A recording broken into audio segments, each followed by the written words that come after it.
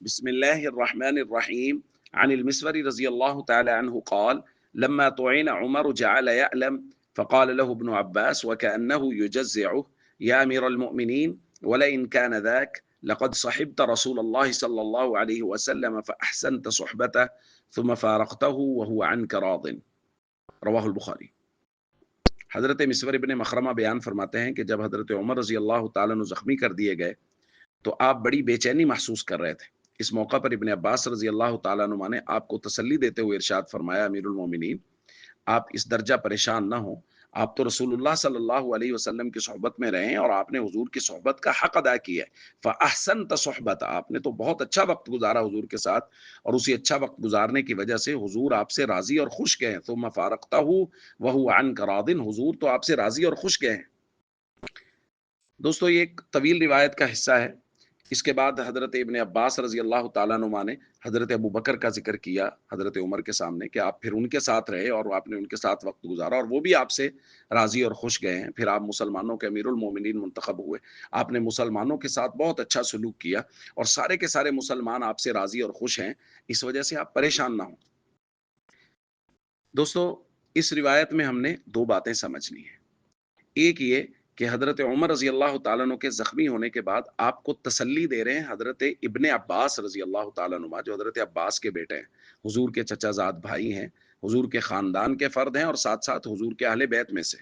وہ تسلی دے رہے ہیں اور تسلی دیتے ہوئے کہہ کیا رہے ہیں کہ امیر المومنین، آپ پریشان نہ ہوں، آپ رسول اللہ صلی اللہ علیہ وسلم کے ساتھ سے رہے، وہ آپ سے راضی گئے، حضرت ابو بکر کے ساتھ رہے، وہ آپ سے راضی اور خوش گئے، اور جتنے لوگ موجود ہیں یہ سب کے سب آپ سے راضی اور خوش ہیں۔ تو یہ ایک بہت بڑی گواہی ہے اہل بیت کے افراد میں سے کہ حضرت عمر رضی اللہ تعالیٰ عنہ سے سارے کے سارے صحابہ راضی اور خوش تھے، اور حضور بھی راضی اور خوش گئے، اور حضرت ابو بکر رضی اللہ تعالیٰ عنہ بھی راضی اور خوش گئے۔ اور اس کے ساتھ دوسری بات بہت اہم ہے، اس کو سمجھ لیجئے۔ حضرت عمر رضی اللہ تعالیٰ عنہ کی تاریخ شہادت کیا ہے، اس حوالے سے آج کل بہت ڈیبیٹ ہو رہی ہے۔ دیکھیں، یہ ایک تاریخی بات ہے اور اس پہ ڈیبیٹ ہونا کوئی بری بات نہیں ہے، بالکل یہ ایک اکیڈمک بات ہے اور اس پہ بات ہو سکتی ہے، ہونی چاہیے، کوئی حرج کی بات نہیں ہے۔ راجح قول یہی ہے کہ یکم محرم الحرام حضرت عمر رضی اللہ تعالیٰ عنہ کا یوم شہادت ہے۔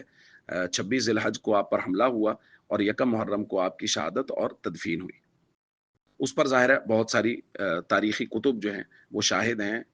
لیکن دیگر اقوال بھی موجود ہیں، ایسا نہیں ہے کہ اور کوئی قول ہے ہی نہیں، دیگر اقوال بھی موجود ہیں۔ میں جس بات کی طرف متوجہ کرنا چاہتا ہوں بھائی، وہ بہت اہم ہے، وہ یہ ہے کہ یہ ایک ایسی بات ہے جس پہ ڈیبیٹ ہو سکتی ہے، گفتگو ہو سکتی ہے کہ جی تاریخ شہادت کیا ہے، یہ ایک درسگاہ کی بات ہے، کوئی مسئلہ نہیں،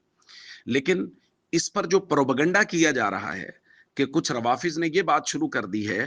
اور اس سے ہمارے کچھ سادہ لو مسلمان جو ہیں وہ بھی ان سے متاثر ہو کے یہ بات کرنا شروع کر گئے ہیں کہ جی دیکھیں، یکم محرم کو حضرت عمر کی شہادت کا قول صرف اس وجہ سے کیا جا رہا ہے تاکہ اہل بیت کے افراد کے کا جو تذکرہ ہے یہ محرم میں ہوتا ہے اس کو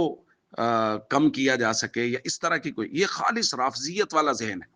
بھائی اس بات کو سمجھیں، اگر حضرت علی رضی اللہ تعالیٰ عنہ کا تذکرہ ہو رہا ہے تو کوئی نہیں کہتا حسن رضی اللہ تعالیٰ عنہ کا تذکرہ کیوں نہیں ہوا، حسین رضی اللہ تعالیٰ عنہ کا تذکرہ کیوں نہیں ہوا، سیدہ فاطمہ رضی اللہ تعالیٰ عنہ کا تذکرہ کیوں نہیں، کوئی بھی نہیں کہتا، اس لیے کہ وہ کہتے ہیں کہ جی یہ ایک ہی لوگ ہیں، ان میں سے ایک کا تذکرہ کرو، سمجھو دوسرے کا تذکرہ ہو رہا ہے۔ روافظ نے کیا چال چلی ہے، انہوں نے صحابہ اور اہل بیت کو الگ الگ کھڑا کر دیا۔ آپ حضرت ابو بکر کی بات کریں گے تو وہ سوال کرنا شروع کریں گے، آپ علی کی بات کیوں نہیں کرتے؟ بھائی بات سمجھیں کہ حضرت ابو بکر کی بات حضرت علی ہی کی بات ہے، اور حضرت علی کی تعریف حضرت ابو بکر کی ہی تعریف ہے۔ حضرت ابو بکر کی تعریف ہوگی تو علی کے امام کی تعریف ہو رہی ہے، حضرت علی رضی اللہ تعالیٰ عنہ نے نمازیں پڑھی ہیں، حضرت ابو بکر کے ہاتھ پر بیعت کی ہے۔ حضرت عمر کی تعریف ہو رہی ہوگی تو سمجھے حسنین کریمین کی ہی تعریف ہو رہی ہے، چونکہ حسنین کریمین کے امام ہیں حضرت عمر رضی اللہ تعالیٰ عنہ، حسنین کریمین نے ان کے پیچھے نمازیں پڑھی ہیں، ان کے ہاتھ پر بیعت کی ہے۔ تو اس بات کو اچھی طرح سمجھ لیجئے کہ تاریخ شہادت کے حوالے سے کوئی مسئلہ نہیں ہے، اس پر بات ہو سکتی ہے، لیکن یہ جو ایک درمیان میں بات نکال کے سازش کی گئی ہے کہ جی